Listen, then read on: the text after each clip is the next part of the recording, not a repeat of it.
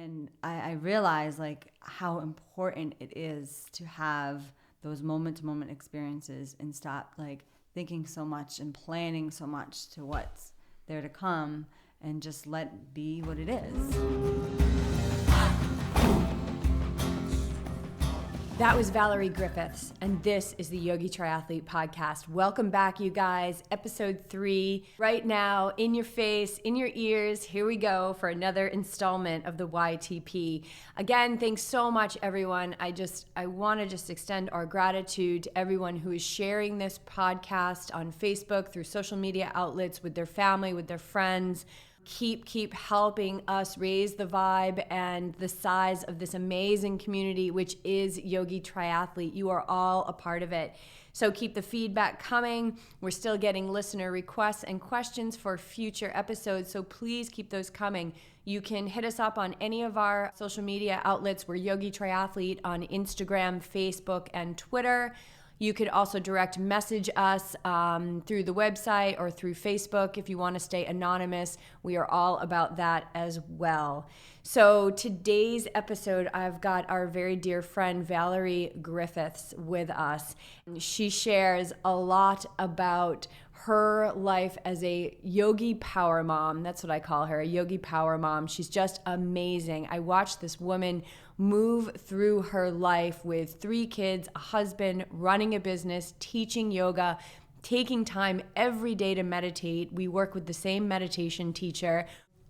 And how she's bringing mindfulness into everything she does, right down to preparing food for her children that maybe she wouldn't even eat herself. So that will be something that you'll find out about on the podcast today. She shares with us her aha moment where yoga moved from a physical workout to something far, far greater for her, and how she is bringing in presence through everything that she does and always keeping one special thing in her back pocket at all times. So we hope you enjoy today's episode with Valerie Griffiths.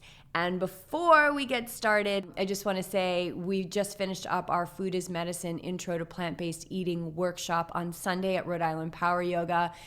Oh my God, it was so beautiful, and I love to share the information that we have with other people and then see them really take it to heart. I had prepared some food which did get rave reviews, so you'll have to hit us up for a workshop in the future, and we'll be doing some of this stuff along the way on our Ride the High Vibe tour, so please stay in touch. And another thing on the tour, one thing that's been really helpful that people have been doing is letting us know when they have friends or family that are in, the southern states where we will be traveling through. So if that's you, the more contacts we have along the way, the better. And, the more connections we make, you guys, more people that we can serve along the way. So if you don't know what the Ride the High Vibe tour is, definitely check out the YTP episode 1 where we discuss it. And there'll be more information coming out on that as we go. But we're imagining this journey is going to take us anywhere from about 3 to 6 months before we land in our new home on the West Coast. Where on the West Coast? Well, we'll let you know when we find out. We just trust that when we pull up, we're going to know. So that's what living in alignment is all about. It's about not knowing most things, especially the big things. So we're just following our hearts and our passions and connecting with as many of you as we possibly can. So that was a great workshop. Thank you, everyone who came. And then next month, our Ironman Lake Placid training retreat. This is not just for Ironman. This is for yogis, triathletes, runners, cyclists, swimmers. We've got options for everyone, so I'll put a link in the show notes. Please check that out. We do have people registered, and we would love to add to the group. Let us know if you have any questions on that. We're really, really excited, and that actually is going to coincidentally or not so coincidentally kick off this tour, because the day that we happen to close on our home here in Newport is the day that we are arriving in Lake Placid. So we are going to be in Lake Placid from the middle of June until the end of July. We'll be podcasting up there. If you know people in the area who would make for interesting podcast interviewees, please keep all of that coming to us, you guys. Let's create this together. And now, without further ado, I would love to introduce you to my wonderful, dear, dear friend, Valerie Griffiths. Like I said, yogi power mom, and as of late, plant power crusader.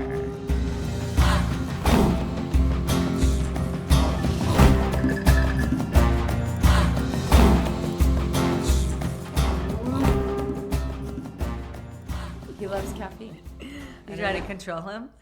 No, not at all. I'm just letting him have it. I'm just letting him have it, right? Isn't that what we have to do? Yeah, absolutely. But this morning when he got into the car at 5:10 in the morning with a French press, I was really craving a cup of decaf. Mm-hmm. Yeah. That smelled pretty good to me. So, let's see. Where do we start? Tell me about your day. Like, what is a typical day for you look like? Typical day. So I'll just start today. Wow, today I woke up early, like 4:30, and I should have stayed awake. I made the mistake because I felt great, and I made the mistake to go back. And then when I woke up at 5:30, I was just like, oh, exhausted. That, like, yeah. So I need to be more in tune to that because I just, especially now, like going with the detox stuff, I just feel like I'm ready and willing, to get up and go. But anyway, so 5:30, and did you have like any inspiration then? Like, did you wake up at 4:30 and feel like, oh, I should meditate, or did you feel anything like that? I did. And then it's you funny went back you to said sleep. that, and I went back to sleep. So when I woke up at 5:30, I first, just brushed my teeth, got ready a little bit, and then I was like, oh, I'm gonna let everyone sleep a little bit. So I just sat there in our bedroom and I meditated for 15 minutes. But it needed to be longer. Like, I just felt it. Like, it's interesting because I'm having that right now where I want more of it, but then I'm interrupted just with external. But I'm like, okay, I just got to kind of ebb and flow through it all. It was, Rosalie woke up and she was like, Mom, I got to hurry, we got school. And so 4:30 probably would have been perfect. it would have been perfect. Right. But that's okay. Yeah. You'll listen. Like, when the time is right, you listen. So you get these little signs and stuff, but you start to crave it more, don't you? Uh-huh. And crave not wanting to come, like, not ready to be done. So what does your meditation practice look like right now? Because you've got so much going on. You mean time-wise or just how often? How often, time-wise? I really try to do it daily in 30 minutes. It used to be 20, but now I've set my little meditation timer, that little app that you told me about, which I love, to 30 minutes. But it's interesting. Even the 30 minutes, sometimes I'm not ready. Oh, that's a good sign. Yeah. So those are all signs. It's Right. not like it's not by chance that you don't want to come out of it. It's not by chance that you want more of it. Right. They're all signs that to keep going. Uh-huh. But sometimes and many times, most often, that's not realistic with the demands of what you have in your day. No. And which I've realized, instead of getting upset about that, like, this is my time, I'm like, okay, I've been able to take what I can, and now I need to go do my other duties. Right.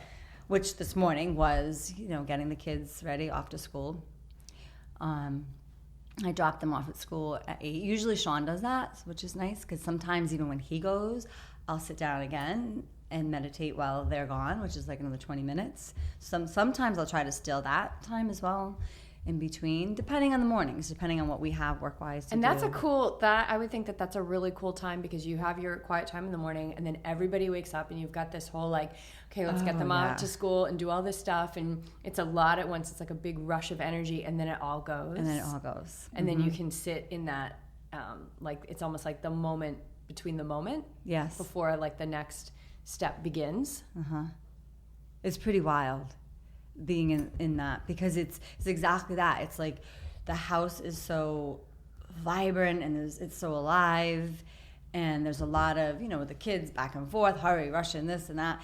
And then and I always say, like, especially Rosalie wants to make sure she's on time and get everything, and I'm always like, I'm looking at the clock, I'm like, within however many minutes, it'll just gonna like spiral to this quiet.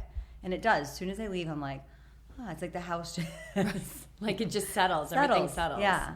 All right, I have to interrupt you because I feel like Clark is getting into something into the other room. Oh, yeah. What's he getting into? Oh, what do you got, buddy? A napkin? Oh, he's got a napkin. He loves stuff like that. All right, I'm going to get it. Yeah. Oh, he's so mischievous. Oh, it's the toilet paper. Oh, that's why it was up high. Shame on me, because I just put it back not as high up. Oh, you. Let me have it. Oh, you little devil. So I just needed something to chew. I need a little chewy thing. Yeah. Oh, you're going to thank me now for that time? Oh. We knew that's why you were so quiet. I knew he was getting into something in there. He loves toilet paper buddy. parties, Oh, and you're that's such a our love. 1-year-old golden retriever, Clark, And he's a who's love. now trying to get into He Valerie's likes to be in, lap. Like, yeah, you really want to be the show. You want to be in it. Yeah, he wants to be the show. He's going to be the mascot for the whole tour. All right, you can push Okay, him buddy. down. Clark, we need to podcast. Okay. Good boy. He'll get, Good boy. he'll You're calm such a down good boy. at some point. Yes. Clark, come on, buddy. Trying to be professional podcasters. Oh, yes. Very. Okay, so like Clark, just a wave of energy comes in and then it always passes. Like everything always passes. So then, okay, so did you sit today after everybody? Oh no, you took the kids No, to I school. took the kids because Tuesdays I go into Rosalie's class and I hang out with the little fourth graders and help them like with reading and stuff for about an hour and a half usually. So that's my Tuesdays. Nice. And then after that, today I got to go for a nice walk with a friend, so that was great. And then from there, I went right into the office and just helped Sean with the business. And it was like, we only had maybe like 3 solid hours being in there because all of a sudden it was like, oh my God, 3 o'clock. 3 o'clock is kids come home and then we try to work business and the family life and where they need to be and what they're, give them attention as well. Which is super important. I've realized over the years, because I'm still technically working per se, even though it's out of our house. But they come home and they want our, they want our attention, Right. And it's very easy to be typing and working with one eye and ear and then listening in the other. And what happens is there's such a disconnect, and you're not really there for them. So I really try to break it. Was there a time when you did like kind of function like that where you were multitasking, like just trying to get it all done? Because why not? That's what we are, right? Society, let's multitask and get it all done, and we need to do it. And there's a time and place for it, definitely. But the more I got called out on it was probably the biggest wake-up call. By who? Rosalie. Oh, Rosalie. Rosalie's your youngest. Yes, she's 10. And she is what I believe to be one of my soul sisters. Yeah. And I can't wait to meet her because she's a fellow Pisces. Yes, she is. And it seems to me that she's a natural born vegetarian, which we'll get into that a little bit later. But she's also that old soul in your house that just, like, I almost equate her to, like, being that higher mind. Like, it seems to me from the stories you tell me that she has this ability or capability that's naturally built in for her to see things from up above. Yeah, Like, she can see the whole picture. She can see the whole picture. And she's not afraid to speak up. No, not so at all. how did she call you out? Not I at love all. it. And so this was about we hadn't moved our office into the barn yet, so it was probably about 2 years ago, I'd say. And I was working at the kitchen table, and they came in. It was the rush of them all coming in, and I remember I was typing an estimate. I was looking down at the computer working, and they came in, and I was like, "Hey, how you doing?" Never picking my eye up to look, and they all, "Great, how was your day? Good." And then my 2 older ones kept on walking by me, and then Rosie came to the side to tell me something in addition to her day. I can't really remember exactly what it was, but I continued to keep typing, and I said, "Oh, really? Wow, that's cool." I remember I was excited for her, but completely disengaged. And she said, "Well, Mom, you always say to me to look me in the eye when we're talking, but you're not even doing it now." And she got upset and walked away. And it was a moment of clarity for me to be like, wait a minute.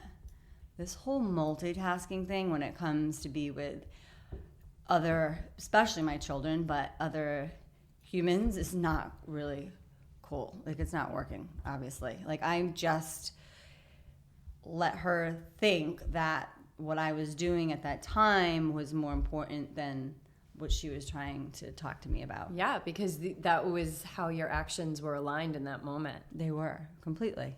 Yeah. And how old was she at this point? 7 or 8. I'm trying to think. It was like she was like 7 or 8 at the time.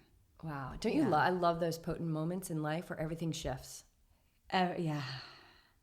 Yes. I mean, you know in that moment that it will never be like that again. No. Nope.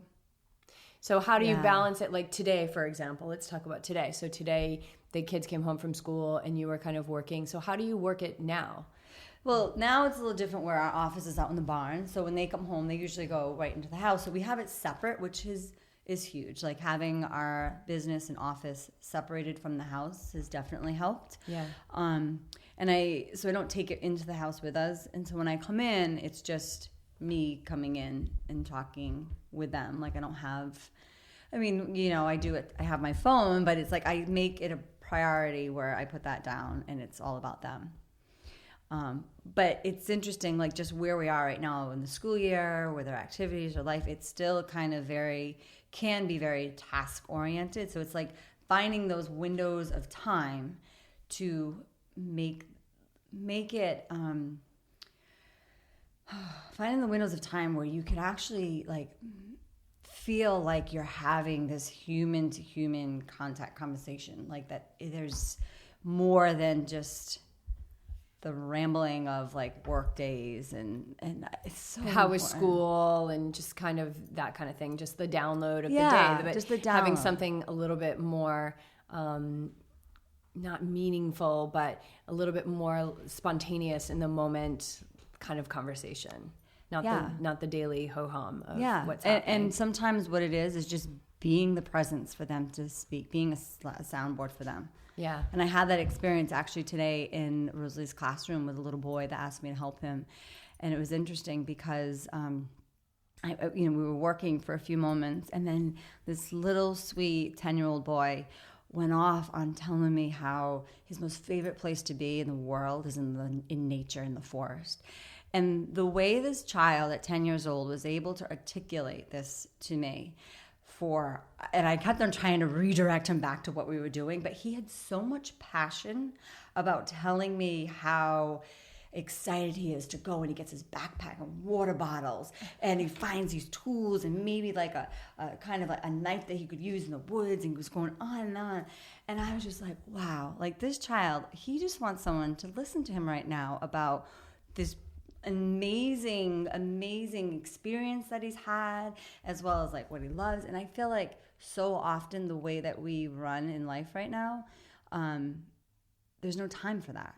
Yeah. Well, in these children, so I had told you about that book Oneness by Rasha. Now you haven't read it, no, right? I haven't. Okay. In that section, I was thinking about you specifically in this one section of the book where she talks about the children, like even the babies, but also the children that we now have in this world that have come in, and they are already calculated, like they're already preset for what's to come. Mm-hmm. And so what we do is we, like from the way we live, we try and put that on them, right? As parents, like guiding them and teaching them, but they're so far advanced, like the vibration that's coming into the world right now. And this kid sounds like one of those kids. Like what he's doing is he's just expressing his gratitude for something that he loves. And how often do we in this society just kind of go off the grid of what we're doing to talk about something with such passion about something that we love?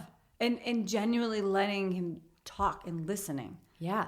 Like we really shouldn't have been doing that. We should have been working, like. But who says we shouldn't? That's exactly what I thought as I was walking out. Because I'm like, I don't really think I did what the teacher needed me to do. And I'm like, wait a minute, what I might have just given to this little boy, being able to express what was inside of him at that moment, was pretty amazing. Yeah, I think that's beautiful, and I think and I think that's why these homeschools are coming into an effect, and these quote unquote alternative schools, because they're looking at the child for, okay, what is this child's gift? What is their unique?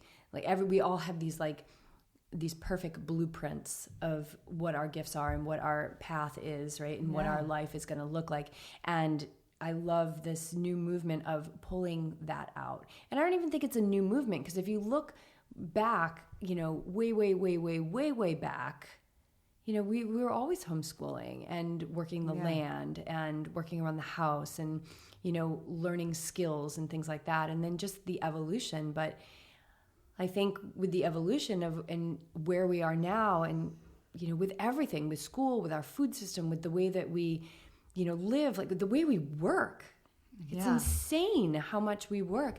And there's some of us, there's a lot of us who are starting to decelerate out of that and realize that, that moment that you shared with that boy today, that's all that really matters in that moment. And it's not what you should or shouldn't do. Like, just crafting life from a place of flow. Right.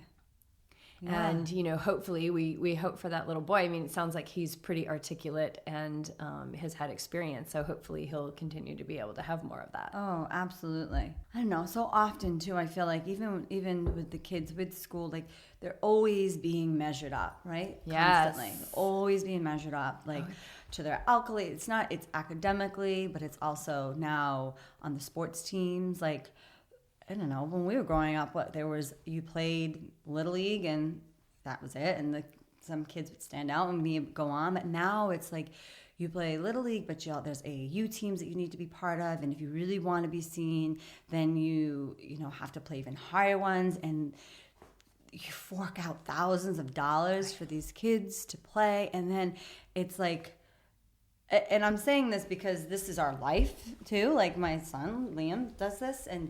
But I think about it, and this is where the balance is so key, and finding down time. Because like his nights is pretty much 5 nights of baseball, and then Sunday doubleheader games. So it's like finding some time in there just to be able to have quiet space, and they don't know a lot about that. That's insane. I mean, I don't have 2-legged kids. I've got the 4-legged kids.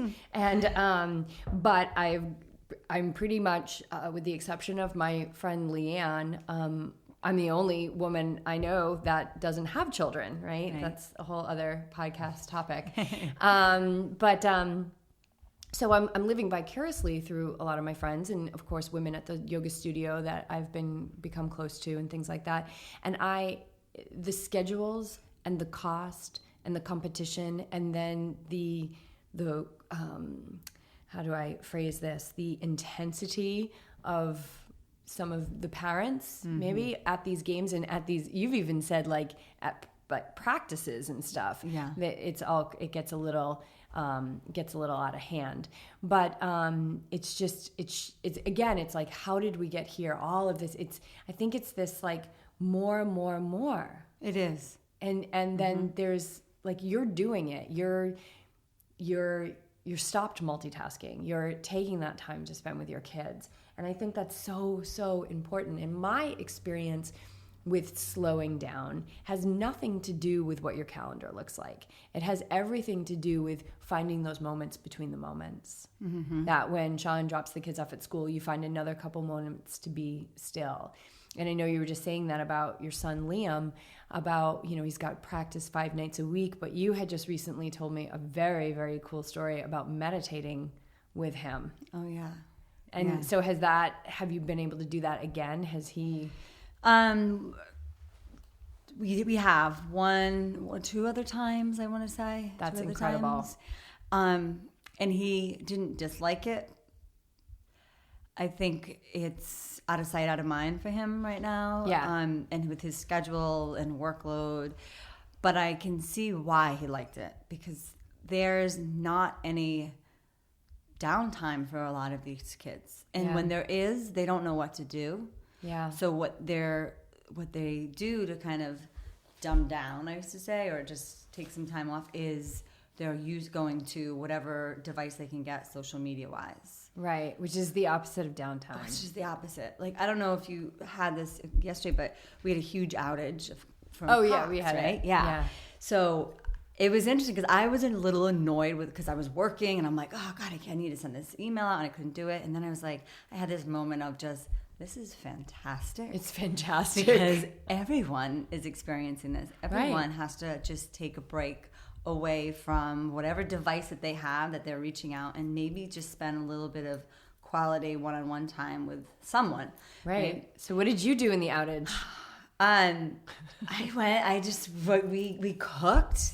It was great. But of course, in the house, the kids had their data, because they were working off that versus the wireless. And right. I was like, you know what, guys? No, this is a sign. We just need to put it down. We just need to take some time. And there's always, and I understand, and there's always this pushback of, come on, why? No, what? I've got to do this, or they're so involved with Snapchat is this big thing amongst the kids. Oh my God, I can't figure out how to use Neither Snapchat. Neither have I.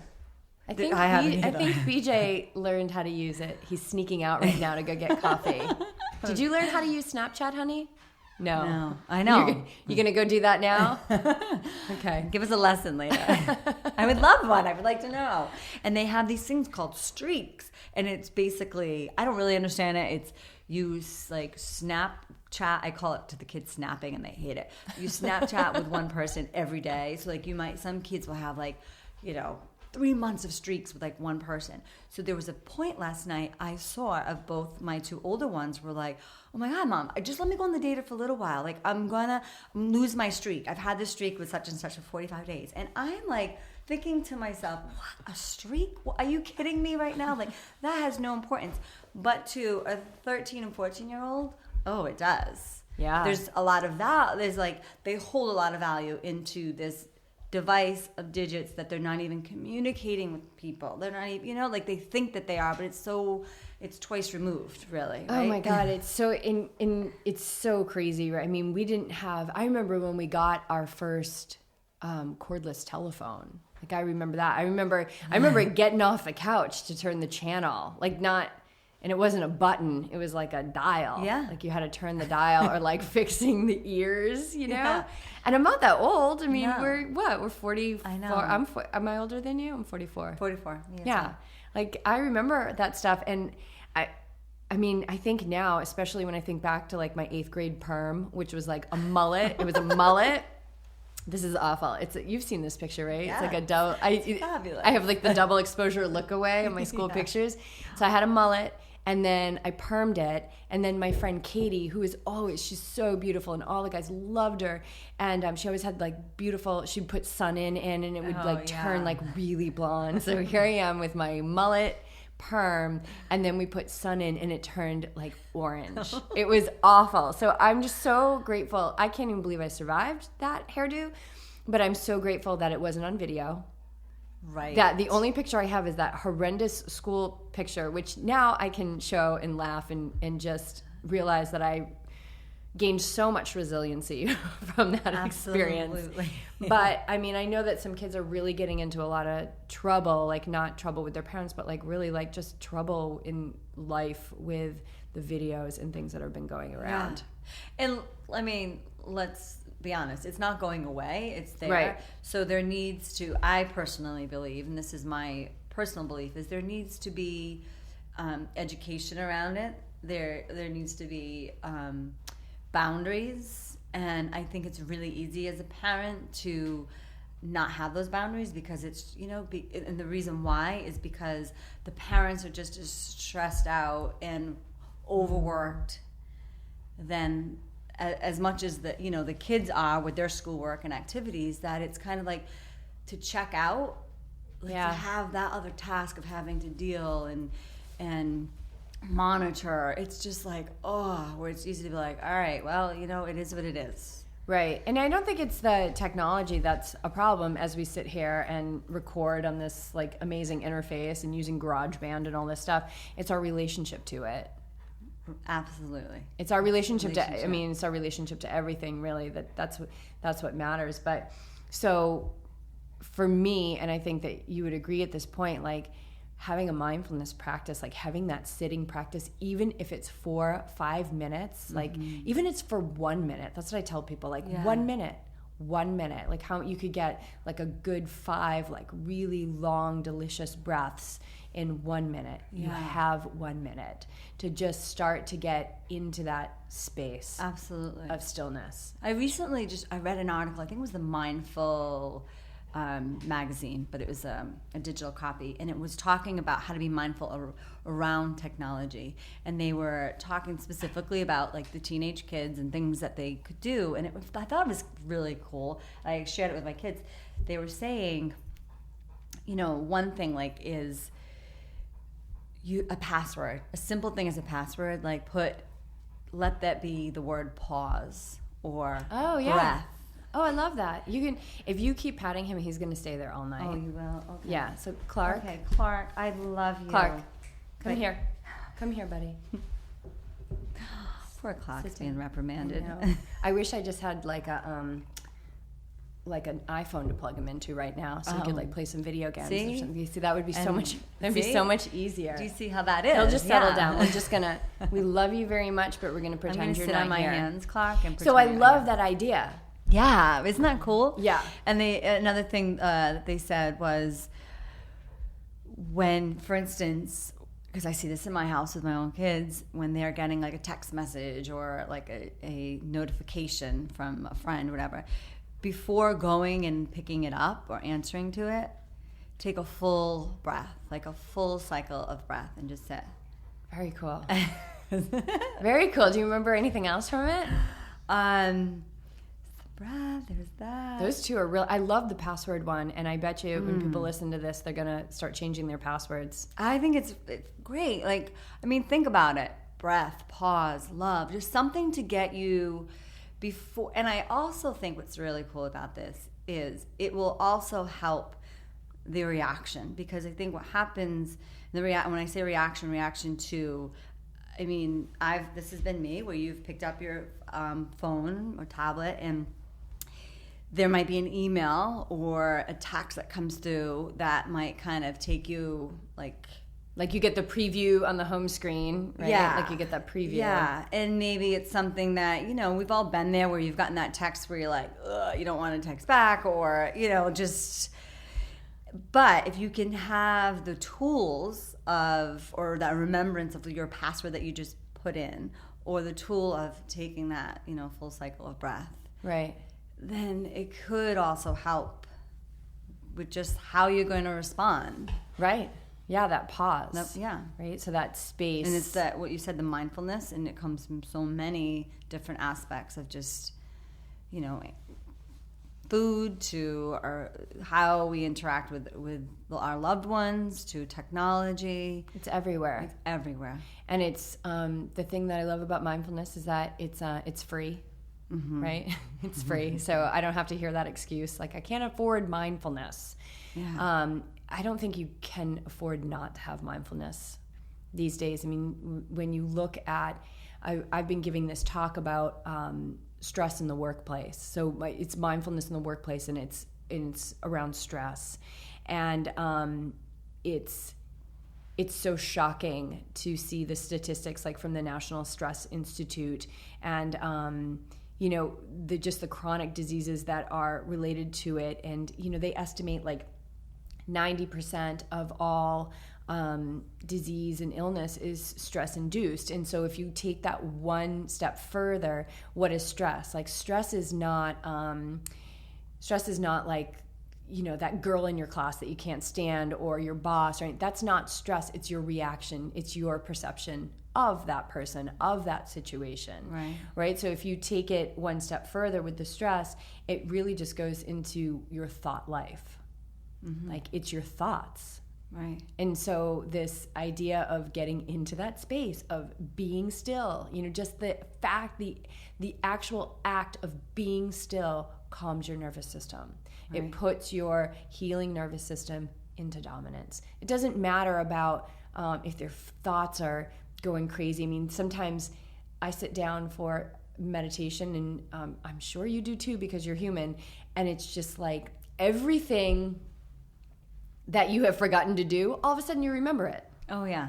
right? Yeah. And you're like, I'm like, oh my God, I just want to take notes. I'm like, Yes. I can't take notes. I'm in a meditation. I just need to watch these things and trust, this is what's happening in my head, and trust that they're going to come back, that I'm going to remember them after the meditation. And then there's the other voice that comes in and says, no, you're going to remember it in the next meditation. You're not going to be able to write it down. You're never going to get it done. Oh my God, yeah. So it's like, right? Yeah. So even in stillness, this is happening. But I think what's happened on such a mass scale in our society is that it's easier to just keep going. It's easier to, just keep shoveling the kids around in the car and dropping them off and doing this and being and multitasking and cooking and saying, oh, I'm so busy, I'm so busy, I'm so busy.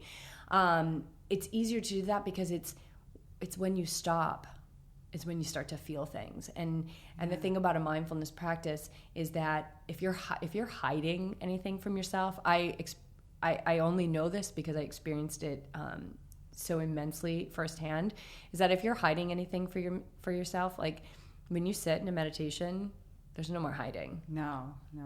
There's no more really hiding. fun. So you're going to start to see your thoughts. You're going to start to see the way you behave. You're going to start to realize that the mind is for most people completely running them. It is. And with mindfulness, it also becomes like an entryway to, it depends, so many people have, I think, many different maybe thoughts around what mindfulness actually is. And for me, I think when I first started this whole journey in mindfulness, in yoga, like I didn't really know. I wasn't 100% sure of really what it meant to be mindful. You do, like there's the cliche, but I think the really like deep down what being mindful is. And it opens up so many doors for you in so many different areas that you didn't even realize were actually options that were there. Right. Or should be, are a part of that divine blueprint that I talked about earlier. And it's because when you're sitting and you start to get into that space of stillness, you open up to your true nature, right? And your true nature's got the whole blueprint. Yeah. It's like got the whole thing like spread out on the architect table. And it's like, all right, yeah, what is the big like conflict over? You're supposed to take a left here. It's not like, should I take a left? Should I take a right? Should I take it always knows. And so when you start to move into that as not only a practice, but there's no way it can't infiltrate the rest of your life. And that's what I love about the yoga that you and I teach, because it's mindfulness based. And how many times have we seen or heard from our students that it's transcending the mat in such a natural way. It's not like they're trying to do it. It's just happening. Yeah. Yeah. And so tell me a little bit, I don't know much about your story. I say that. I had a guy at Rippy last week that came, and it was his first class ever. He was middle-aged.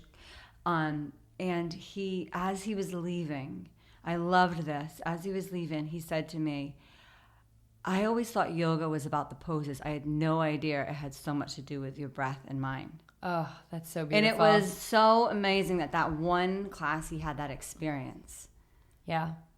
And that's what I love about the way that we teach. And both of us were trained with Live, Love, Teach, which I think for a lot of people who maybe don't know it but know of it, it could be, they might think it's a little controversial. Oh. And Philip and Stacy, who started it, actually I'm interviewing Philip in a couple weeks, and he's our teacher. And oh my God, I just absolutely adore that man. So grateful for him to be in my life. But that's what I love about it, is because they come into our class and, there's a lot to deal with. It's hot, especially at Rhode Island Power Yoga. We got that heat cranked up, which I love. We got the steam machine like blowing.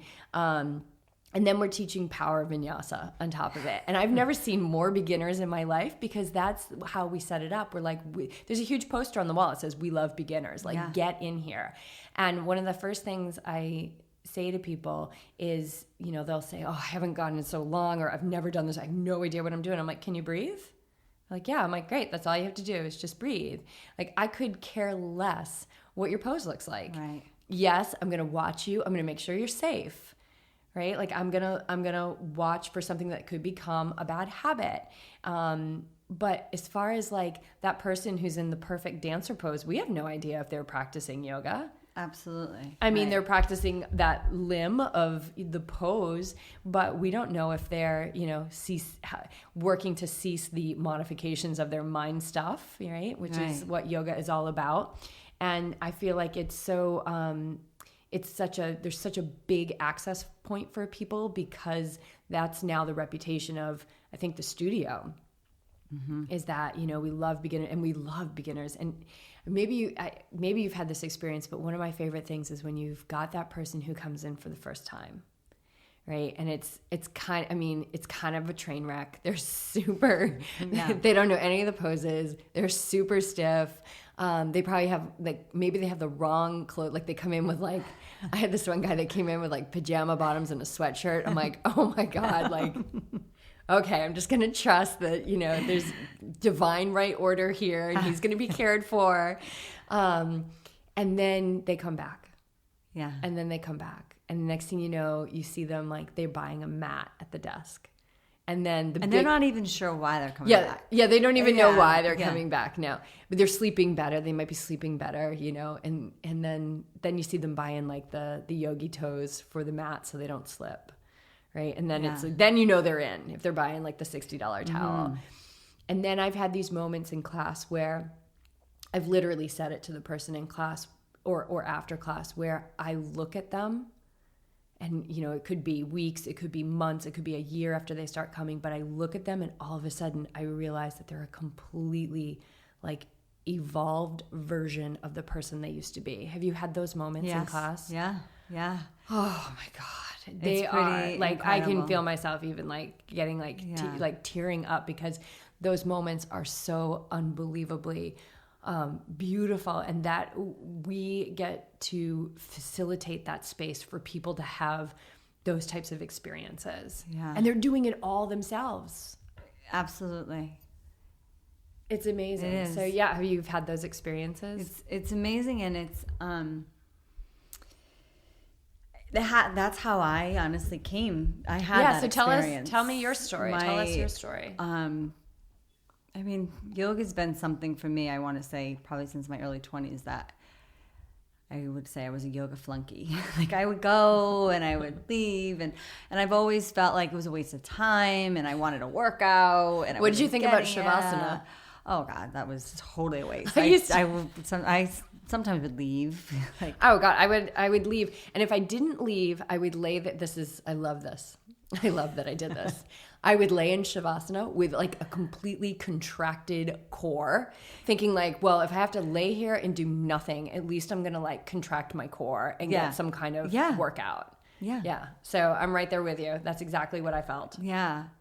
So and I see that at times in the studio. You still see the people that are doing that, but for me, when I found the yoga that we teach, it was because I had an injury from running. It was a hip injury, and it was bad. I just barely could walk, and I was like, okay, I got to shake it up. I got to do something. And I started going to a different studio at first in town, and I liked it, but it was still, there was a disconnect for me. And then it was Newport Power Yoga was the first where I went, and I was like, wow, there's something different here. I don't know. I think what it was initially, I loved the heat because I love being in heat. I love that I sweat because I'm not a big sweater anyways. And I was like, oh my God, I'm actually sweating. This is fantastic. And it was a workout. And I was like, I found yoga and it's a workout and fabulous. All right. So I want to say probably for a good 4 months. Remember, it was in the fall, and I want to say it was after the holidays when I finally, I was coming back, and every time I came back, I was leaving with something that I couldn't pinpoint. And that's what I love when I see now my students doing this, or students that come to the studio, and just letting it be, right? Letting them just kind of go through this process. Because that's what it was for me. It was this process of, wanting more, but not knowing why. Right. And you're thinking well, it's the workout, but it's not the workout. There's something else that's starting to seep into you. And you can't really explain, at least I couldn't really explain what it was. But I knew that I wanted more of it. And it was a big, like, kind of epiphany point for me in a class that Philip, our teacher we just had, was teaching. And I remember having this experience in the yin part of the class, and I was in double pigeon. I remember it. I was in the front row. I remember it so vividly. And he had said something to the class. We were doing a controlled pranayama where it was a long inhale and exhale and then pause between the two. And he had said to all of us to see if you could stay in that pause and just witness what was happening. And I get chills for it because I had never experienced anything like this before. And there was this pivotal point of me just realizing, oh my God, like, this was the clarity of knowing, like, I was witnessing my own body, my own self in this pose, but I was like separate witnessing this. You know, like I was above it in a sense, like above looking down.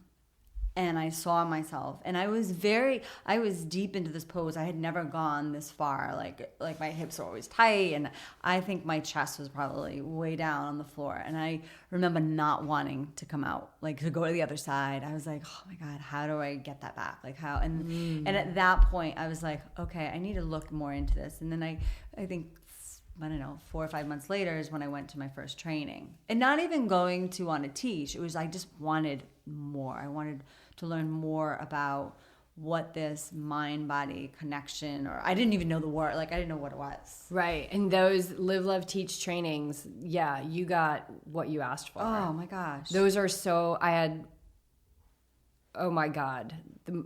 I did a 14-day intensive, 200-hour intensive during the huge... Well, it was a snowstorm. Yeah, the storm. What was it, Nemo? Yeah. It was like, right. It wasn't Snowmageddon. It was even like worse than that. It was like we were completely socked in, and I had a snowshoe down to the Hyatt on Goat Island, and it was crazy. It was a crazy, crazy experience. There was this guy there, Dave, who we both know, who I love, and he definitely opens to a channel of different dimensions and things like that. And he was telling, me and some certain other people that there was like a group of 7. I was one of them, and that we had all perished in Atlantis together, and then we were back. It was so powerful. And I had like a 2.5 hour experience of just my body shaking. Like I released so much energy during that training. Oh my God. I brought so much ego into that training. It wasn't even funny. And maybe I'd really love to get Philip's take on, he doesn't, he kind of lives in the moment. He probably doesn't remember, but boy, I brought so much ego into that training. I was going to be the best yoga teacher ever. And it was so intense. It absolutely changed the way I live my life. Yeah. It took me from like if you were going to take a step, like from one step to the next step, this training took me from like one step to like the 500th step. Mm-hmm. I took a huge leap in that training and came out a completely, I don't want to say different person, just, I shed so much. But there was something, right, that led you to that training, right? Oh, yeah. Well, I knew that I was going to teach yoga for a very long time. I've been practicing yoga. My first yoga class was in Jamaica in 1992. Mm-hmm. And at the time, I was totally into working out, and I was totally into, just torturing myself with eating disorders and things like that. And I was big into like bulimia, which is the worst because you don't lose any weight. No. It's the worst. That's worse. It's the worst one. But I loved food too much, so I couldn't starve I'd try that for a couple days, and I was like, I just need to eat. So then I would just, it was awful. And anyway, so I was really into all those things. And I went to this yoga class. And not being mindful. Like, In case anybody thought that I was mindful at that point in my life. No, I was absolutely not mindful. I had no idea of what mindfulness was. I had no idea what compassion was, especially self-compassion. I was just... I was my own victimizer, huge. So that was my first yoga class. And so I think there was some gaps there. Maybe I, dabbled in it a little bit, but it was here in Newport in 1997, 1996, 1997 that I went back to yoga like more regularly. And I just knew that I wanted to be a yoga teacher for a very long time. I mean, this is 20 plus years that I've been practicing. And I walked into Philip's class on my birthday. I was 39 years old. I was at a studio here on the island, and I walked into his class, and it was probably like the first sentence that he said. And I was like, oh my God, this is my teacher. Like, yeah. This is my teacher. They say like when the student is ready, the teacher appears, right? Yes, like absolutely. All of a sudden I was like, I knew that this man, I was like, does he do trainings? And at the time, I think maybe he had done one or so, but he was traveling at that point. Yeah. Like I think they were going and they were traveling around. It was like a year plus later that I saw he was doing an intensive training here in Newport. And I had been going to his classes and things like that. And I was like, that's it. I'm in. Yeah. And it's amazing how it opens up, isn't it? Like, yeah, like that happened, right? That there was something there from, I don't know, the higher above, I believe, that was able to, like, he hadn't been doing those trainings, and all of a sudden the timing was right, and it happened. That's similar for me in regards to the first training that I went to. It was a 500-hour. I was the only non-yoga teacher. That was the same year that so it was 2013. Yeah. Yeah, so I did my 200-hour in February of that year. Okay, and then he did in May. It was Memorial Day, week. Yep. Is when this one was up in Providence. Yep. And at that point, I was like, okay, I don't need any more trainings. Like, I need to process. I need to let all this marinate. Like, I need to look in the mirror and see if I even recognize myself at this point. So I didn't go to that training. And honestly, I thought the training was I don't know what I thought. I really thought we were just gonna talk and sit around. I didn't really think I'd be teaching, and I wasn't even a teacher, but it was the best experience ever, and it was the gateway into me wanting more. And at that time, there was nothing scheduled, and I had 3 small kids, busy in the schedule. And I remember they were thinking about doing a training, but they weren't sure. And then all of a sudden, this training was happening in the fall, and the schedule was like pretty much every weekend, and then Tuesdays and Thursday nights. And I was like, there's no way. My son plays hockey, my daughter does this, my other daughter's there, and everything lined up. And this is where I remember paying for this like the week before, and I was like worrying I wasn't going to have the money for to pay this, and somehow it happened. It appeared, and I was able to pay for it. And then I was also worrying that there were going to be too many conflicts. And every night, it was interesting. Every night that we met, it just so happened my kids didn't have practice those nights. It just somehow came in. And that was the training that shifted me to realize we don't need to worry. What's going to happen, what is supposed to happen is going to happen. And to live in the moment more than I ever have. And that was probably around the time as well that I had that experience with Rosalie. And I realized how important it is to have those moment-to-moment experiences and stop thinking so much and planning so much to what's there to come, and just let it be what it is. Yeah. And do you feel now, the way that you live now, which is very mindful, I know you very well, do you feel like you get just as much done as before, if not more? Absolutely. I know. Absolutely. Because for me, I've been up since I woke up at 3:45 this morning because I meditate before I teach at 6. And sometimes we get into bed and we're just like, oh my God, we've been up since like 3:45 in the morning. Like, holy cannoli. I was never able to do this before. And I think because I had stress, because you go to bed and you wake up in the middle of the night and all of a sudden all the thoughts start running in. And I mean, have you had those nights? Yeah. And of course. And so that doesn't mean that I wake up, I mean, especially on the precipice of what's going to be happening 4 weeks from today. I'm going to be like, literally my house is going to be a Honda Fit. So cool. It's so cool. I know. But more to come on that. Yeah. When I wake up in the middle of the night and like feel how comfortable my bed is. Well, the funny thing about what's even funnier about this is that we bought this bed when we got Lhasa, which was our Bernese mountain dog. I don't know why I'm telling this, but it's just funny because of how life works. Because she was so big and we had a golden retriever, and so we needed to get a king size bed. So we got this bed and we laid it and we were like, oh my God, it's the best bed ever. Well, that was really short lived. Like literally within a year of having this bed, it was like, I hated it. It was awful. My back hurt. I had a bike crash, which I actually talked about on the last podcast. My back was in pain, and I called it like a torture chamber. Like BJ would be like, okay, let's go to bed. I'm like, you mean let's go to the torture chamber? Like, I hated this bed, right? It's worse to have something like I know, that. it was awful. It was awful. And then, as I explained in the previous podcast, once I stopped identifying with me as having a bad back, things started to shift.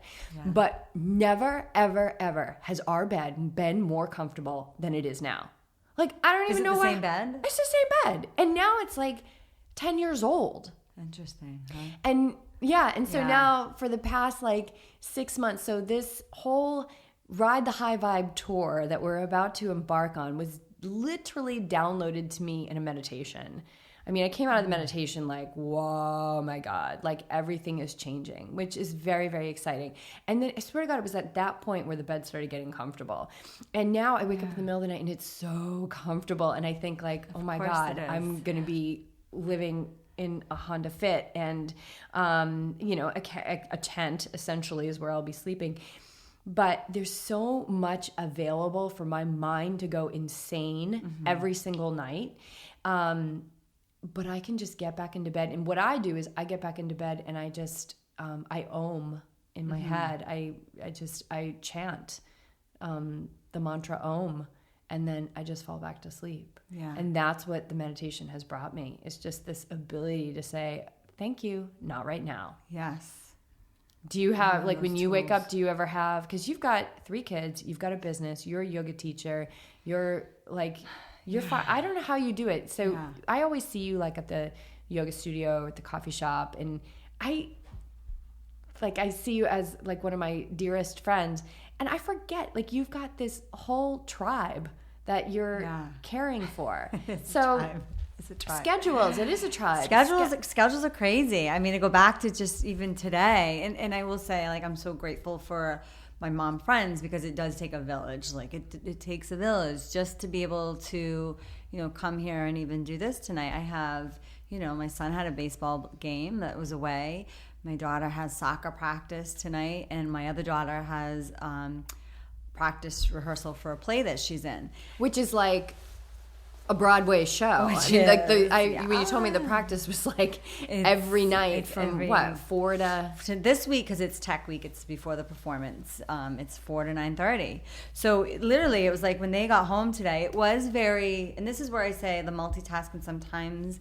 You can still do it mindfully. You can still do it mindfully. Still very much because whatever you're doing, it's always right now.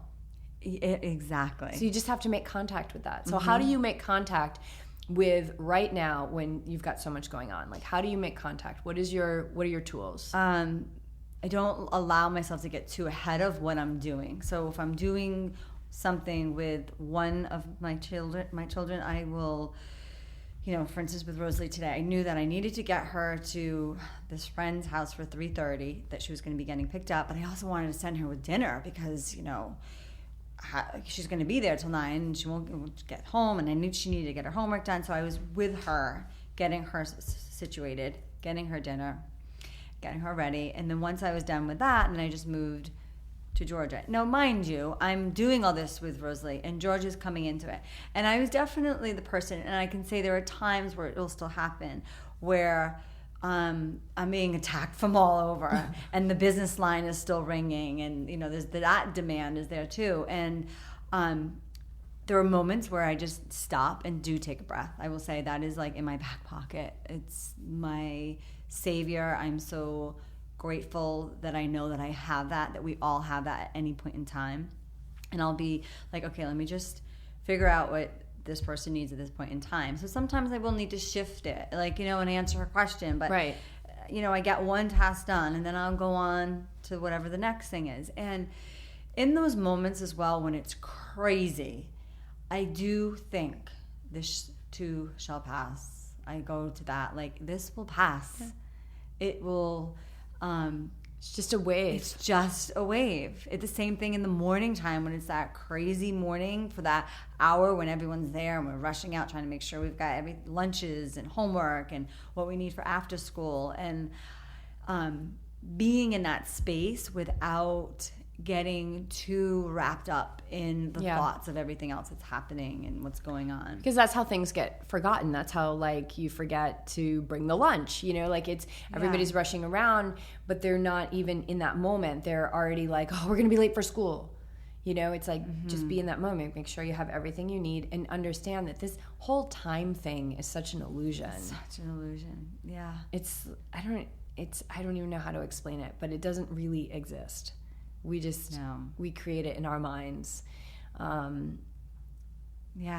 So I want to shift gears a little bit because you're doing something amazing with your family besides all the other great things that you're doing. But you have been working with BJ and I. But you were doing this even before you started working with BJ and I with our High Vibe Kitchen to your plant-based.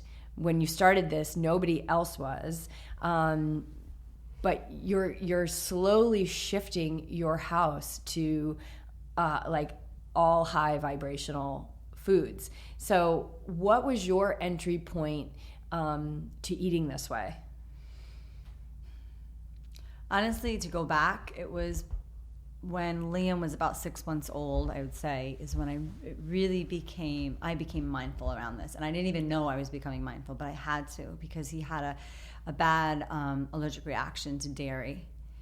And it was interesting because it wasn't the first time. I was introducing yogurt to him at the time. And it was like the third or fourth day that I gave him I'll never forget, one spoonful. We were living in Newport at the time, and he had hives head to toe, and I was like, "Oh my god!" And this is your first baby. This is and my you're first like, baby. "Oh my god, I'm killing my baby." I'm like, and I didn't know about allergies. Like, no one in my family or my husband's family have allergies, food allergies. I'm like, what is this all about? So I immediately called our pediatrician, and we gave him Benadryl, and knew that we shouldn't feed him that anymore. And this was the beginning of a long road for us in regards to seeing different doctors along the way, different natural doctors as well, a few different healers that we saw. But Liam had severe allergies to dairy. We found out through going to an allergist. Dairy and peanuts. We didn't really find that out right away. That came a little bit later. He was in toddler age. But dairy and what else was it? Dairy was a big one. Soy. That's right. We were giving him soy because he couldn't have the dairy, and found out that wasn't a good option either. So eggs. Eggs was the other one. Eggs, because he couldn't have eggs. That's right. Oh my God. I think back now. And it's interesting because now I think about it and I'm like, wow, there was already something there telling me that these foods should not be in our bodies. But, you got to go through the process. And so we went through it. And so I had to become a super duper ingredient label reader, like everything. And I was on high alert all the time of, bringing him places and what people would have out and whether he could eat that or not, because we found out that his severity to the tree nuts and peanuts were very severe. Like we had to carry an EpiPen. Like he could go into anaphylactic shock, and thankfully that never happened. But it shifted me from realizing, what are all these things? What are all these things in this food that I'm giving my beautiful new child, my firstborn? Right. So we started cleaning up our diet a little bit at that point. I was still definitely eating meat and dairy, but I shifted to going not everything, but majority of it organic. And I had joined a co-op, Northeast Co-op, I think it was called. And once every 2 weeks, we'd have this huge tractor trailer coming down our street and down the 5th Ward, and would deliver. It was awesome. Like now we have so much around us in regards to like health foods and the ability to order them online. But at that time, it wasn't as available here, at least in the East. But this co-op, you could go online and order like, this great organic food, and they would drop it, but you'd have to buy it in huge bulk. So there were about 12 of us on the island that would order from this place, and we'd share and split, and it was great. It was a big eye-opener. That's cool. Yeah, it was. It was really cool, Northeast Co-op. And then my second child, my daughter, Georgia, was born, and of the 3 of them, she had the most severe allergies. I mean, she couldn't have... basically, what she could eat was rice and vegetables. And it was scary for a while because I was thinking she wasn't getting enough. She could have fruits and veggies as well. She wasn't getting enough nutrition. Where's she getting her protein? Yeah. And doctors were also telling me, like, we got to watch her and they wanted me to give her these like, I don't even know, Pediasure, like there's these drinks. Like, oh, yikes. To put it, to give her because... and I know it's lack of knowledge, right? So the knowledge wasn't around it. Right. Well, I mean, medical schools, I think there is starting to be a shift, but roughly, doctors receive less than 4 hours of nutrition education in their schooling, and most of that education is around like. You can't eat dark leafy greens if you're on Coumadin, or it's around like the side effects of the prescription drugs. That is my understanding, and I think that that there's plenty of proof in the pudding around that as well. But I think there is starting to be a shift. There's a shift. There's definitely a shift. For sure, and there's more and more and more and more and more doctors shifting to plant-based diets because the science is just so strong. That it can prevent, reverse, in many cases, like heart disease is, it's kind of an option. Right. I mean, it's scary thing. It's completely unnecessary. So anyway, so the doctors were they're just practicing the medicine, and just like what we're doing here, we're just sharing our experience and the knowledge that we have. Right. Yeah. Yeah, so, and that just kind of continued for us. So it was definitely I always say, not that you ever want your child to have anything that's life-threatening, because they still have these allergies to peanuts and tree nuts.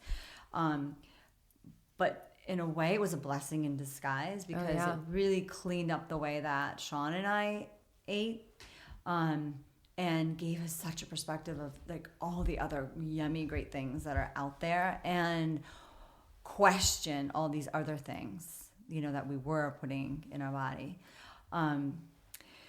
So it progressively, I think, kind of grew for me over time. And I've always been someone that loved to eat more like good natural food. But I did a cleanse. I think I mentioned this to you about 3 years ago now, 4 years ago. It was 4 years ago. And at that point, it was a 14-day cleanse. I never went back to eating red meat. And I didn't eat it very often, but I did. Red meat and pork I took out of my diet. And it was required on this cleanse, but I just didn't want it afterwards. And I don't know why. I just lost like the taste for it, I guess. Well, you can change your microbiome that quick. I mean, your microbiome can change, which is, if you're feeding it red meat, it needs red meat to survive that bacteria. So you probably changed it. Yeah. And, which is so cool to think that you can do that. right? Yes. And how yes. easy You it is. can crave kale salad. Yeah. Like I crave kale. For this workshop we're doing this weekend, I'm like, I just can't not make them this kale salad that I make every day, which is so simple, is one of the dishes that I'm going to prepare because I crave it with the nutritional yeast, and it's like cheesy. Oh, it's amazing with absolutely no cheese in it, of course. Right.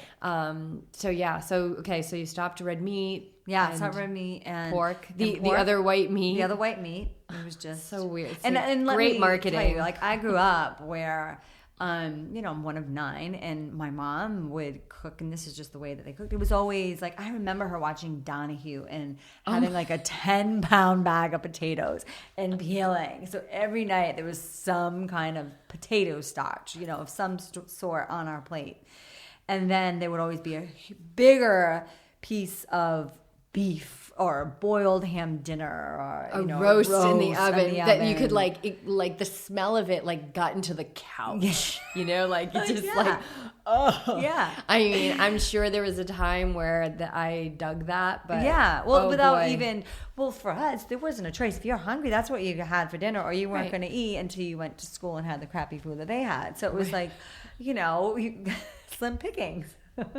Donahue. I remember Donahue. I used to love when Donahue, he would get like fired up. So fired up. Yeah. My mother used to watch Donahue too. Yeah, it's a great image that I still, hold. Oh my God, dear. I love it. But, that's just what it was. And the vegetable that we had was canned green beans. And there's probably 2 cans to feed 9 of us. Or like canned corn. Sometimes it'd be frozen. It's kind of like an afterthought. Yeah. Which, God bless that the canned vegetables were an afterthought. Absolutely. And no fault to anyone. It was just part of it was the time, part of it was what you could afford, part of it was, what the media puts out there, or it's healthy for you and you need to have. And so you buy into a lot of this, right? Of course. So, I mean, of course. Like we are conditioned. This is not a conspiracy theory. Like there's a lot of money in animal agriculture. Yeah. A lot of money. And there's not, there's not a lot of money in broccoli. There could be. I think there could be if we started doing some commercials for broccoli. Right. But there's very deep pockets, and there's a lot of we're seeing it. There's a move. There is. Oh, it's so big. It definitely. It's so big, and I know a lot of people who listen to this podcast are plant-based, are recently plant-based, are moving that way. And the thing that I love about plant-based eating is that it's just the foundation of the food you eat is plants, like plant-based whole foods. It doesn't like. You can wean yourself off. It's progress, not perfection. Right. And my experience is that that once you start to rid yourself of the animal products, energy goes through the roof. You feel better. Health issues start to fall away. I mean, this was my experience, and it's like meditation. Once you start getting in touch with the health that your body can really achieve on a daily basis, like. You just don't want to go back. You don't want to go back. Absolutely. You don't want to go back. Like, I don't, like we were talking the other day about the Beast Burger by Beyond Meat, which is amazing. You said it was really, really good. Yeah. And I'm hesitant to try it because for me, I don't want a meat simulation. I don't want anything that tastes like it. But I know you had bought it for your family to try, as this access point, which is amazing. And for sure, I had the fake meats and the fake cheese, or I shouldn't say fake, but I mean they've come a long way now. Mm-hmm. But yeah, I mean there's an entry point for everyone, and everyone can benefit from eating more plants. Absolutely, they can. And my children, I will say, they are phenomenal when it comes to eating raw veg, not any kind, but a huge array of raw veggies. They prefer overcooked, and fruit. I can't keep it in the house, so I will say that's huge for them. So it's already somewhat planted for them.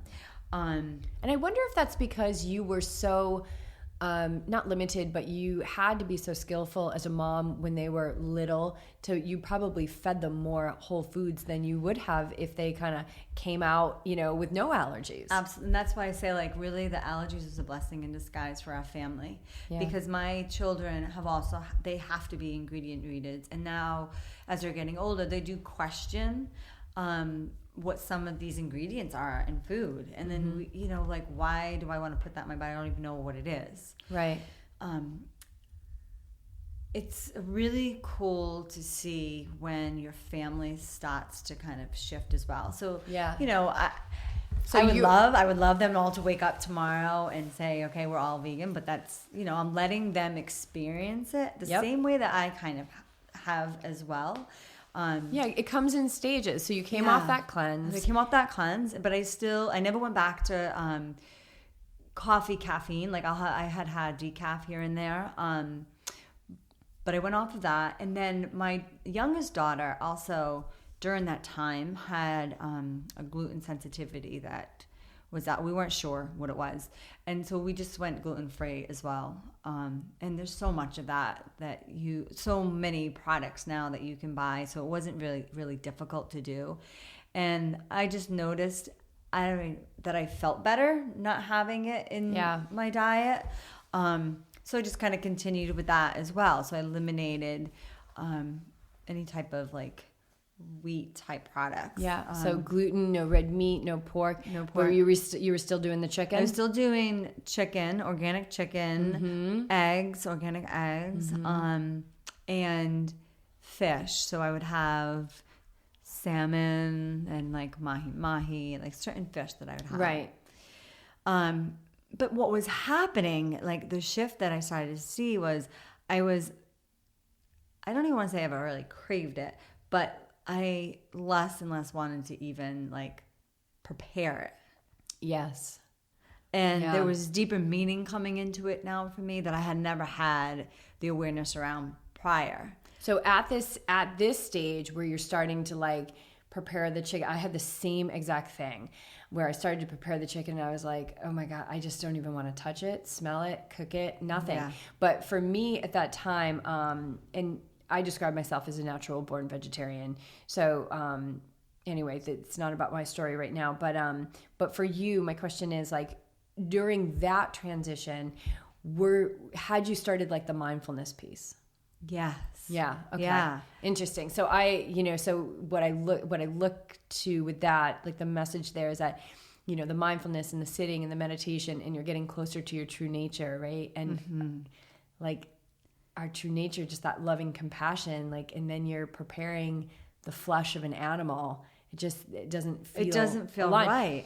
Yeah, I mean, and it's different because I know there's like this big thing in yoga about ahimsa and nonviolence, and do you have to be vegan if you're a yoga teacher and all that. So it's just different. It's just I know you and I have so many similarities. I just wanted to bring that up. It's different for everyone, and that's why I love using plant-based as opposed to vegan, because I'm all about animal rights. I could talk a million days about that, but just that you just start eating more plants, and then the other stuff just naturally starts to fall away. So for you had the mindfulness practice. For me, I didn't actually have a mindfulness practice during that time, but it was just I still just wanted more and more and more of what was making me feel so good.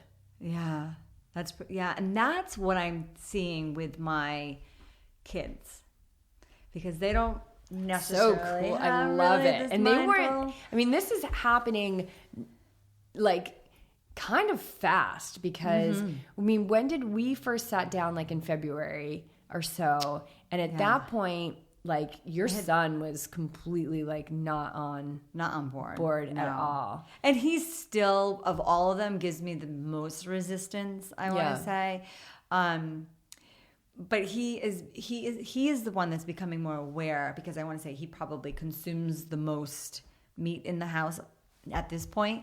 Yeah. He's a 14-year-old boy, and hanging out with his friends. Like, he's not going to pull out a bag of carrots. No. Although he takes like his lunch to school, he does take there's a good amount of fruit as much as there is of carbs that is in there. But like on a Friday night when he's hanging with his friends and they order pepperoni pizza, that's going down. No. He's going to eat that. And let's face it, the majority don't eat this way. Right. And like just even tonight, coming home from baseball, the bus ride home, every night that they have an away game, they get Subway sandwich, a Powerade, and I don't even know, a bag of chips or something. Yeah. So we think about that 3 nights in a row. Yeah. Or Ooh. 3 nights in a week. Yeah. And that's like processed deli meat. Processed deli meat. Which is horrible. Horrible for you. But he's starting to feel some of the... It sounds like it. Not so cool things that's happening. And what I'm trying to do without being so controlling is I'm just letting him experience it. Yeah. And I'm just saying, and all I say, and I really keep it, I'm just like, Liam, just remember like what you put in your body before and just see if that has anything. And just notice how you feel after. Yeah. So amazing. You're doing so amazing I'm just by these letting kids. them kind of try, figure it out. Now, my youngest, Rosalie, like she's at this play practice, and both nights she wanted to bring a salad. That's what she asked for, that and blackberries. Like, I mean, it comes in waves for them, and again, I'm letting them to kind of experience. But she, as well as Georgia, my middle child, she had been, I want to say she was the one that went more vegetarian before any of them. Like who, Georgia? Georgia, yeah. Like taco, like ever since I can remember, like taco night, she never would have the meat. She just didn't like it. She didn't even taste. That's what she would say. I just don't have a taste. Like it doesn't taste good. Right. Eating it. Yeah. And now I am trying to infuse with them is being a little bit more mindful about what they are eating and how it makes them feel. Whether it's, just initially or when they're looking at it, preparing it, just being kind of that inquiry, like just question it. Right. Because it's not just what we eat, right? It's, Clark's back. Hi, baby boy. It's not just Clark. He's going to knock down the microphone. He's so big. I love you though. I know. It's the best in the comfy bed at night. Clark, come here. Go ahead. Clark, come here. It's not just what we eat, it's how we eat, it's how we prepare it. Like everything, right? Everything is energy. It's like, what is that vibration? Or are we just not even noticing what we're putting in? So many people eat it that way, but you're bringing awareness to them for them to notice how they feel. It's funny you say that. We had that conversation after you and I talked about this, and it was over a Subway sandwich, or it was I think it was Subway. But we talked about the fact of how removed that piece of like deli meat was from where it began. Like if you think about it. Yeah. Well, and that is absolutely on purpose. I mean, we meaning America has done an amazing job at lowering down this like veil that is so thick that we are so far removed from the process. And we hear a lot that, it's especially from men that, I got to have my meat, and that it's this macho thing, but to me, going to the grocery store and buying a piece of meat that's, in a styrofoam plate with plastic on it after somebody else has done the dirty work, that doesn't seem very manly to me. No.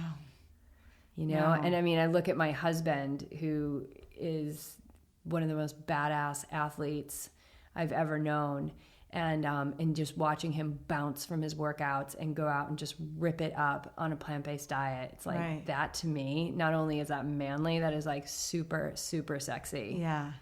Yeah. So cool. Speaking of super sexy men, your husband has a really, really cool story about how he kind of made the switch. Yeah. That was a little quicker and this happens for some people. And then with absolutely no intention did I think that Sean would. But Sean is definitely the kind of person, if anyone knows Sean, like he just goes with the flow. Yeah, I've met him maybe one. Like I just adore him. Like he's the kind of guy that when I saw him, like I just wanted to hug him. Yeah, he is that type of person. Like he is, and he's just kind of he goes with the flow. And he's actually doing this 3-week detox we're doing right now. And I had no plans. Like I had to order extra supplements for him, and he was like, "Yeah, I'll do it. Why not? Like, that's so cool. Let's just do it." But regarding the plant-based, like this was something on my own that I just felt that I was progressing towards. It wasn't like I want to be vegan because of this and that. It has nothing to do with that. It was just more of like I wanted the vibration of what the plants represent and how I feel. I felt like that was my like true calling now. Like I was connected to it in a way that I don't know, that I just didn't feel right eating the other stuff anymore. Yeah. It just kind of like progressed that way. Yep. And no, I still cook for my children. And when I meat products at times, and when I do, I make sure that it's the highest quality that I can get. And I'm grateful that I can afford that to be able to give to them. And I just assumed that Sean would be also eating that way. And then he decided that he was like, well, I'm going to give this not eating meat a whirl and just see if I feel any better. And he hasn't, other than like, I think I mentioned to you twice we went out to dinner, and that gets a little, since we've gone on this journey, which started in January, he feels a little, doesn't know what to order when we go out. You know, he has that kind of feeling. Yeah, I can totally relate to that. Yep. That will ease up. Yeah. That will ease up because you start to realize that he'll get to a point where there's just no compromise, right? But right. And it's not about perfection. It's not about perfection. No. There's no right or wrong. It's about progress. So absolutely. But yeah, go ahead. So when he goes out to restaurants. Yeah, and the last time we went out, 2 times prior, I had ordered this beautiful dish. It was just some steamed veggies and I don't even know, quinoa. It was just yummy. It looked great, and they prepared it, and the restaurant was awesome all about it, which I'm finding. You just need to ask, and they're very willing, which is great. And he had a seafood dish, which I will say, so this is a huge for Sean, because whenever we would go out to dinner, he was the person that always ordered the steak. He was the steak guy. Yeah. You know, the filet and the mashed potatoes and all that. And the 3 or 4 times we've gone out to dinner, it has been fish that he's ordered. So from seeing that, for me, I mean, that's a huge change. It's a huge change. But the last time we had it, he did not like what he had. He said it just didn't taste well. And I wanted to be like, I know I didn't taste well because you're not craving that. But I was like, I'm going to let him experience this. Just let him have his experience. That's why all this shift is happening, because you're not trying to control it. Like when we try and push our agenda on people, especially when they're not ready, which is usually the kind of people that get agendas pushed on them, it backfires. It does. Right? Totally but to just backfires. let be what is usually, people find their way. Yeah. Yeah. But there was a moment that you had shared with me about a movie that you guys watched. Oh yeah. That's really, I think you're right. That must have been, had we been eating that way? I can't remember. You definitely were. I was, because he hadn't really. I don't think he was fully on board. And not because he was resisting it. He didn't even want to watch that movie. I remember that night. So we watched the documentary Fork Over Knives, and I was going to the other room to watch it, and I had said, come on in to watch, and he was like watching the ball game or something, and he was like, no, I'm like, come on. And he ended up coming out, and he was so glued to that TV of watching, and there were some, and I don't know, I can't really say specifically what it was, but there was a shift within him of what he heard and what he saw that made him want to make the shift. Yeah, like he came out of that movie like saying, I'm done. Yeah. Like Yeah. I'm going to eat this way now. That's amazing. Yeah. That movie, Forks Over Knives, is a wonderful movie. And that's the one like where they go into a couple of like, they go into some stories of people, right? Like it's the two lifestyle doctors, right? Yes. And they're working with that one guy who's actually, I think he's the guy that's narrating. Yeah, he wasn't even planning. Yeah, right? he wasn't even planning, but like he's to- on all these medications, and he's typical American, high cholesterol, high blood pressure.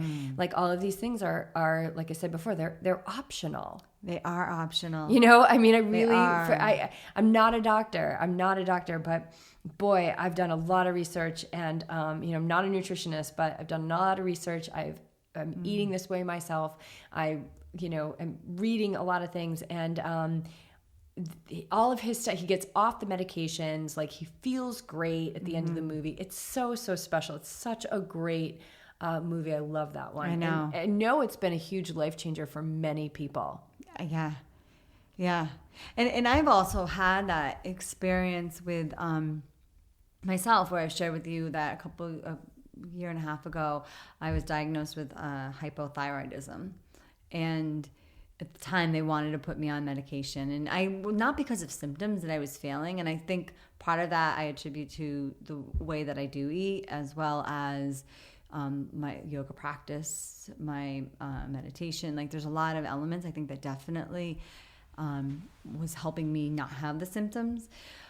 And I decided that I wanted to at least play with an alternative, and I have, and I haven't had to go on, knock on wood, the medication, because I've been able to actually bring my numbers down. Right, and you did it, like intensive acupuncture. I did. It was and intensive herbs, right? acupuncture and herbs, yeah. And then continued to clean your diet up. Yeah. Because you've been completely plant-based since when? January? January. So you were pretty much already done with the intensive part of the acupuncture at that point. At that point, I was on more of a maintenance. So that's once a month. amazing. I mean, that's what... Right, what you just said is the whole reason why you were supposed to be here right now on this podcast, because so many people don't think that there's another way. Oh my, yeah, it's true. And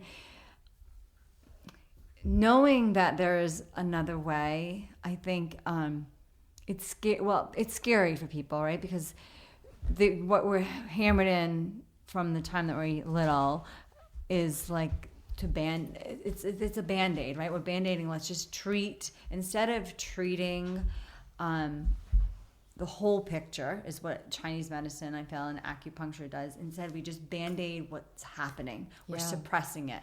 The same way, like with my kids when they were younger, like what they wanted to do for them, because with their food allergies, it turned into being skin and asthma, like they had that. So they want to just continuously suppress it with steroids on their skin, inhalers, and there were times that they had to be on it because I knew no other way. But I was always seeking. I found an alternative doctor at the time in Warwick that I was seeking, and I would go to him for these different kind of cool readings.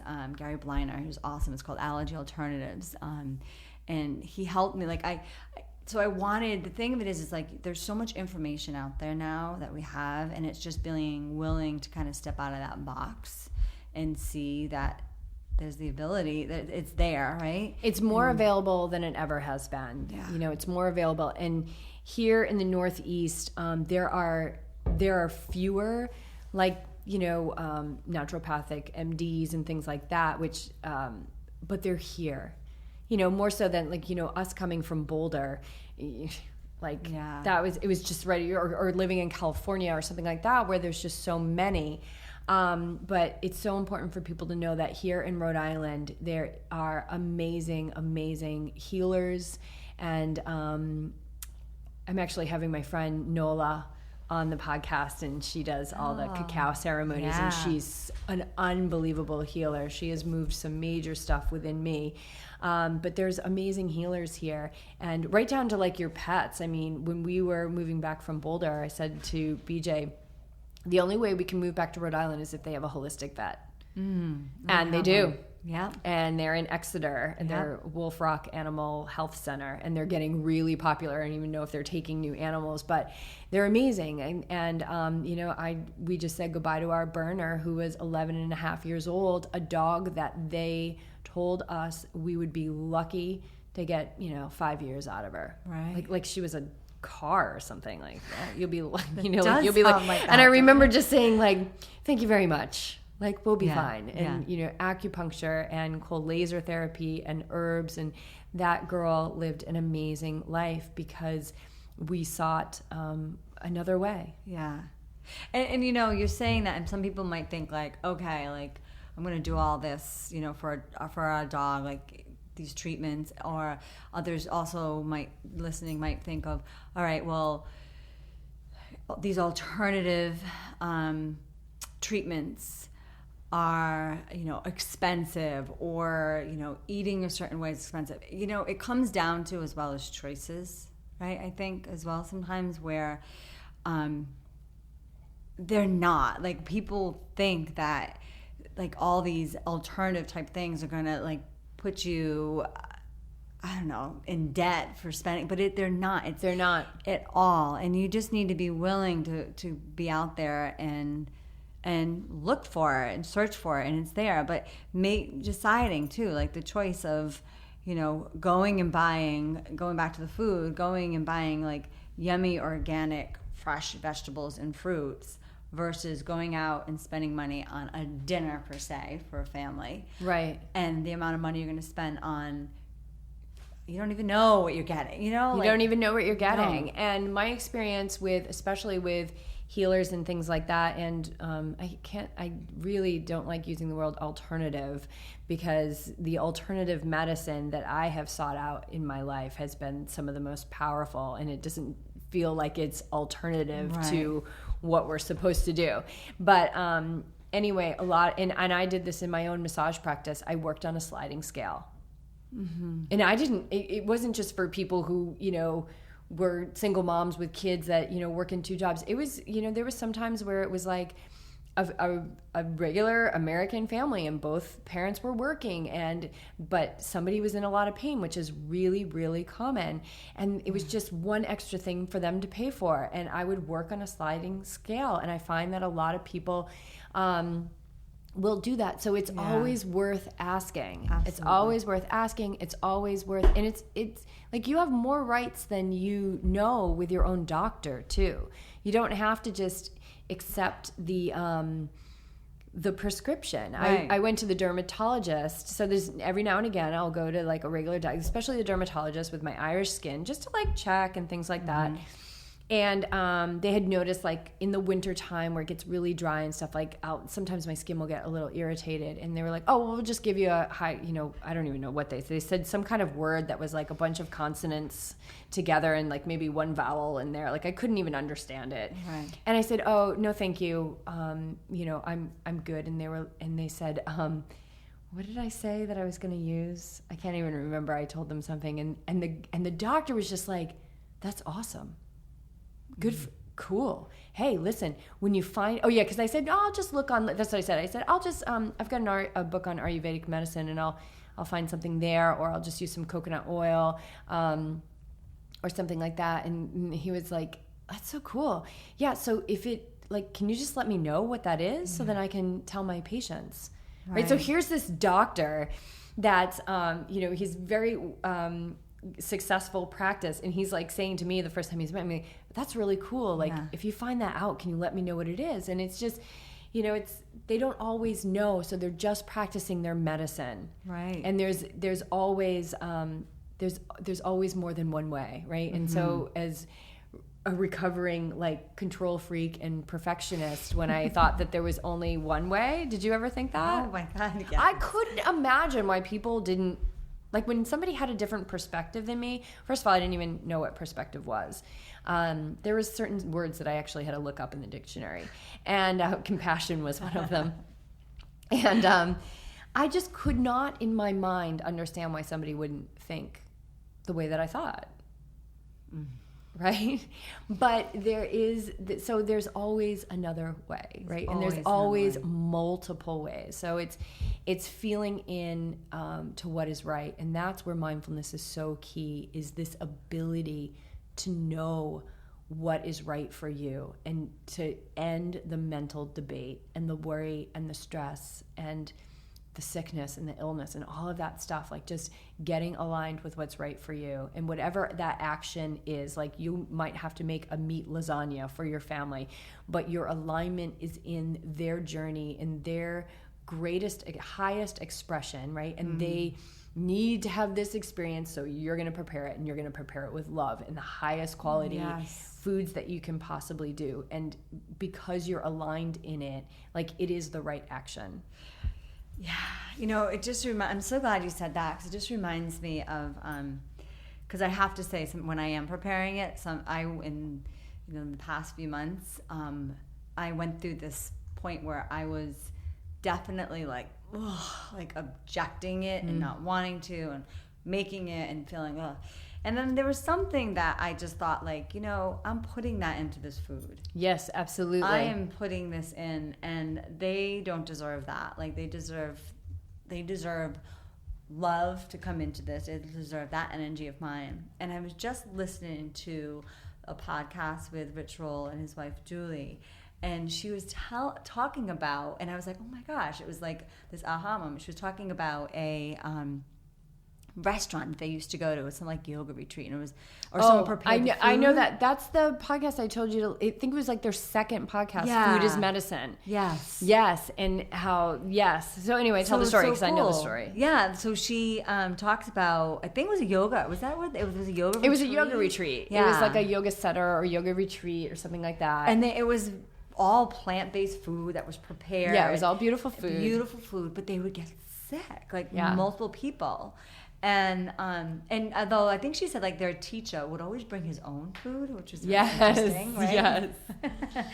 And they realized that this person that was cooking it, had a lot of pain and was angry. I think they were really angry, and it was coming out in the food. Yep. And that energy, and for me, after hearing that, I was like, wow, I remember feeling that way. I remember preparing this food and thinking, like, for my own personal reasons, like, I don't want to do this anymore. I don't want to cook this. But it's not just about me. Right. And I was just talking to a woman at the yoga studio a couple weeks ago, and she was saying, I don't have time for this, blah, blah, blah. And I said, but like the vibrate, like your state of mind and your, like when you're preparing that food, like you can look at it as an inconvenience. Absolutely. You can also look at it as the incredible honor that it is to be the preparer of the nourishment for your family. Yeah. And if you're doing it and you're like, oh my God, I don't have time, I should be doing this, I got to do these emails, and you're cutting everything up, blah, blah, blah, and you're throwing it up, now that is going to be infused into your family. Absolutely. Or you can, make sure the knife is sharp and the cuts are clean, and that you're feeling the food and you're looking at it and you're realizing that this is such a great, great honor to be preparing this food for your family. Whatever it is, whatever that meal is, it doesn't matter. I think that you can nullify a lot with the intention behind what you're doing. Mm-hmm. And that doesn't just go for food, but that goes for everything in life. Yeah. Right. Yeah.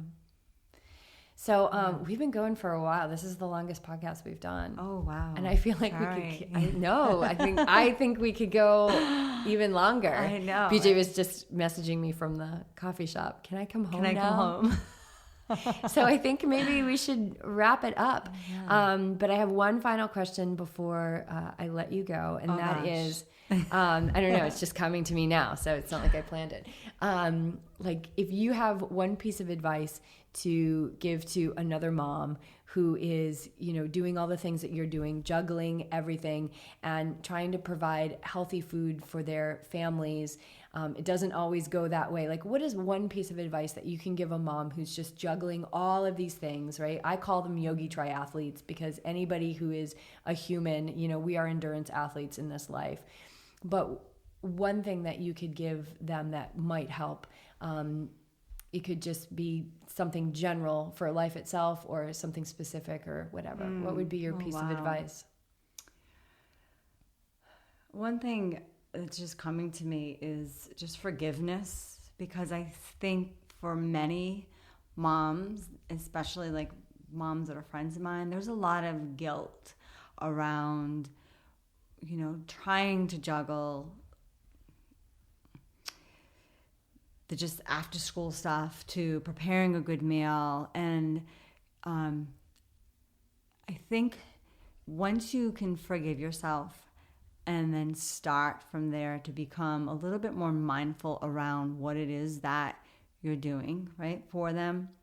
So even if it is going through that McDonald's drive-thru, right, which sometimes I know my mom friends that they don't have any other time. They're exhausted. They've just finished work themselves or run the kids all around, and they're like, I had no other option. They'll grab a pizza. And just being like aware, right? Being mindful of that food that you're purchasing. Being mindful around how you're feeding your kids. Like, I think when we bring mindfulness into whatever we're doing, right? And especially this is what's helped me. It's allowed me to see that there are other options.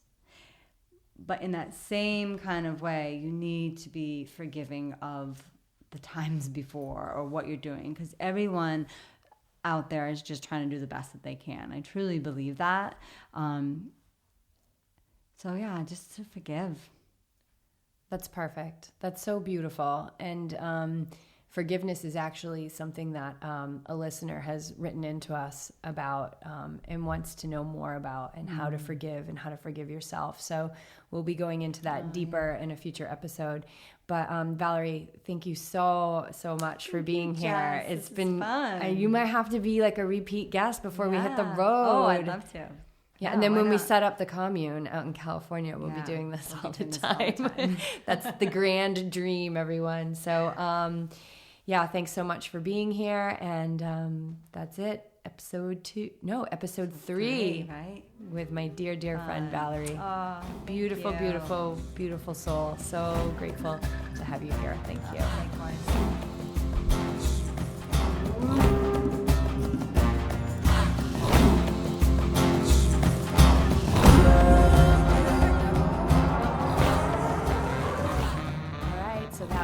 Episode 3 with my good friend Val.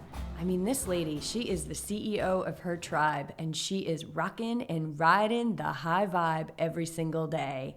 We hope you enjoyed it. Please send us your feedback and comments, topics, and questions for future episodes. We're keeping a running list, and it is getting good, you guys. Thank you so much. Keep tuning in. Keep sharing the podcast with your friends. Let's keep growing this community every single day. If you haven't listened to episode 1, where we do the big reveal of our Ride the High Vibe tour, I'm going to put a link in the show notes. You got to listen to that. I will also put a link to our GoFundMe page. We're funding this tour ourselves, but it is very clear that with more support, we're going to be able to affect more people. So if you are inspired, anything helps, you guys. Thank you so much. Thank you for listening. And I mean, do I really need to say it again? Ride the high vibe every day, no matter what. It is what this world needs.